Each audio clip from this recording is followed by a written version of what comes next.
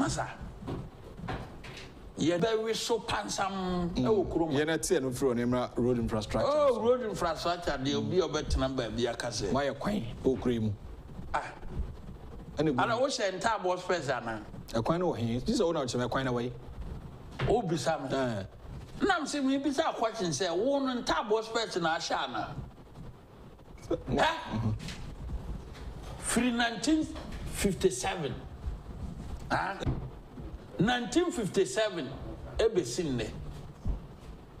Eba asphaltic road ewo man Ghana ha. Akufo-addo first. Kofu-addo so mienu, Kwame Nkrumah to so miensa. Asphalt overlays. Yes, ewo Ghana ha. Obiya 1957 to date. Data no wo ha, nobody can dispute to that. Say, nienti ananado di na ni kire asphaltic roads na obeye ne asphalt overlay ni nyina ne say. The existing ones no kwan e wo ho dada no. Ye ye na asphalt ya. Ebe take bi 20 years. Ansa na say 20 years ne be so no e kire say di ani be kire akwan foforo. Because kwan bia obeye ne yie bia no it take 20 to 25 years ansa na friase ase. Okay. Na say bi wo ha ya hu bisa o. So what you say? And to say 25 years no. So ya kwan ni nyina dada na e wo ha ni nyina no. Say ye bia 45,000 kilometers and 35,000 kilometers ya. Na so maintain no. E man be so durable. E kire say 25 years time no. What the size sika no e ko other roads wa enya witness maintenance kra enya witness construction kra. The what you carry no dey wo ma ho the next 25 years. Etu amampanye na do baye no. No ye no say town roads no bia de say me man asphalt man ye den eche the next 25 years. Na ewia yetimanya akwanya ye yemfida roads no ne keka ho. Nti me say 1957 to date, President Bieno Awaye act for Nanado. Nanado a difference, Kofu-addo to me and Kwame Nkrumah to me. The data is there. The Ministry of Roads and Highways data. No, correct. Now, I'm going to say, I see a Dunkatiano, I or NDC community, any NDC communicators, and be said, so I say why 10,000 kilometers of roads there. If we have called UK is 6 hours. Now, if we are called UK in kilometers, 7,000 kilometers. How can you do that calculation? Calculation, I've been in Yaduma. Into a one TV that. Nanado, my State of the Nation address in that way. 30th from one. 19th March, not the former Deputy Minister of Roads and Highways, under Mahama. Akwako kase Mahama ya kwanchen biya ansana Nanado Kreba Bekasa. Hey. Yes. But yeah, they don't need us. What to support until ye ni. Tino, Nanado Bakan almost on TV done, this in TV done. Ewa ha me shemboto. Me am the Madi and Konyo Biadia. 19th March, not Deputy Minister for Roads and Highways, Agyapong under Mahama. Wasa East MP. Wasa East MP under Mahama. No, I got XYZ. I can say Mahama yet in 3 years, why over 10,000 roads. I'll give you the evidence now. Oh, Krumah. The document they made, that's how quite away. Maybe about here you see a Ghana for my woody free Mra, and go coaching in a home in our way.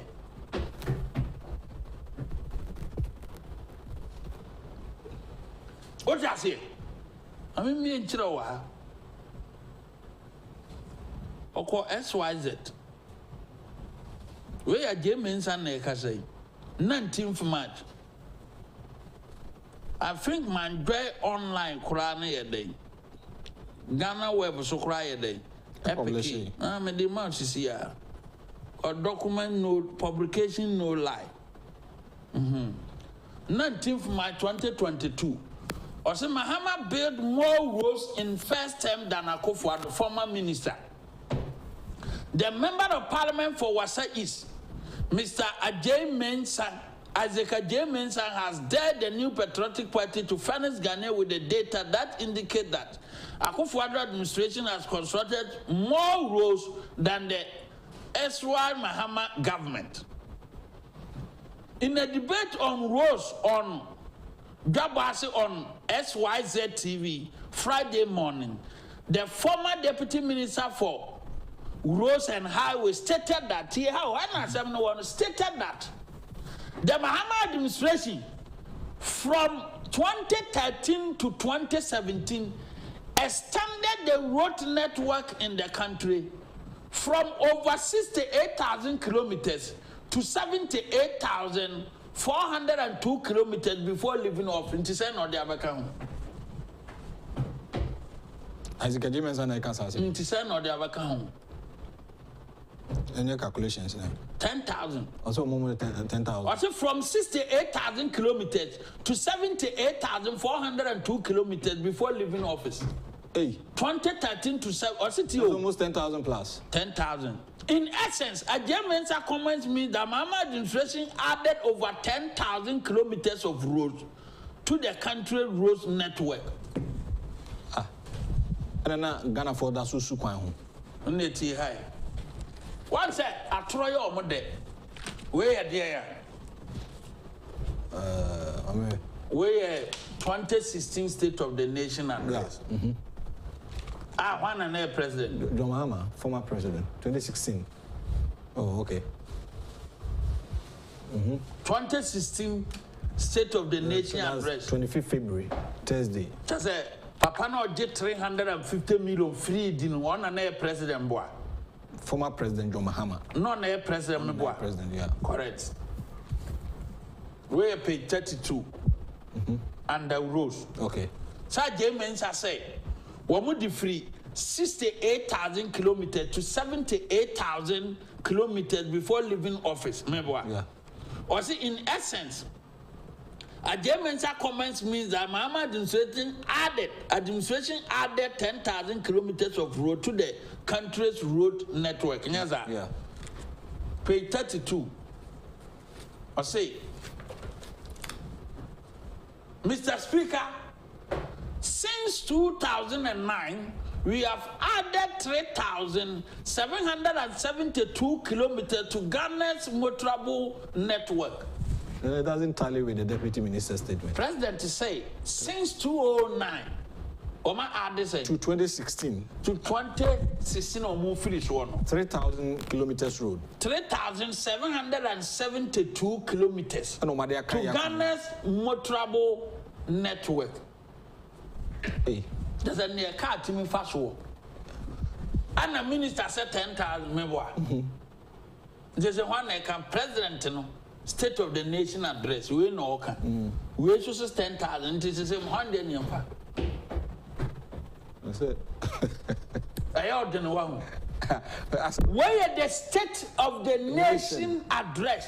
From a Tamese pencil to a non pencil. A my year, the account, I had 3,772 kilometers. The former deputy minister, I know position in 2022 said, Woma 10,000 kilometers of roads. Isaac Agyapong, sir. Isaac Agyapong. MP for Wasa East. Wasa East. So what you say? And to say, Probia Odia Trodia, and the Agyapong, and the Ditro. Now let's come to the asphaltic roads now. Woman say, you're real, my quine. Massa. That's one more canon. I'm say, I near listed and crown. Understanding no from tear. You are quite beer, air cross war nationwide. What is a town roads near the Adinano, a cross war, none near upgrading near the Adi. So you can't quire. Asphaltic overlay, no, a jinane dear, a jina hodada. Overlay because I know you are quiet. Ebi ewo ho near the afati gusu managina ye. Okay. And no jina separate. Okay. And I can't acquire. Yewo acquire share feeder rose was. Acquire a share urban rose was. Say I can't urban a winning. Yeah. Acquire be a way ye kuro pomu ye kuro pomu no. Ebi no ye under urban. And a beer ye wa acquire beer to say beer odomasi to Abronye and non say ever fan say feeder roads mo and no ye buy to me ye day a goose one namo yeah quota na ye do goose one ye buy to me but then yet asphalt. Okay, correct. And your Ghana Highway Authority Ghana Highway Authority kwan say to say bia Accra Kumasi no a highway. Yes. Ebia Accra Cape Coast. A highway. A highway. Sunyane Boko. Sunyane Boko. A highway. O coach kunu ni made pa. So far, Sakwan way. Feeder road. Ebi to say, mama example. Ebia a man pen kwamfun. Enu ye kuro. A man pen kwamfun. A match the near 9 equine and only under feeder rules. So what you say? You will able to say what for Krobi to say, Obaba consume Bema and no be a crony dino and tea chrono aquino and only you ever fan say Obaba consume Bema. And just say, no, urban roads, no. Yeah. Baba consume be man to say, me make my worry do. And to say, Cronos walk quino, your fan say a ba under urban roads. Correct. No, about highway, I said, I must see a church or mono. Accra, a Koforidria. Quino, and only a fan say Ghana Highway Authority na yede. And where so a home maintenance your maduma and no to 2 or more ye. So fast I quanya mabu bossu ya. Feeder rose. Yeah, man pen kwamfon e kona kurasi ye be yia tum ye be yen ye be gusuani ade adena. And non kwana from 2017 no. Asante region, yaya 111.40 kilometers.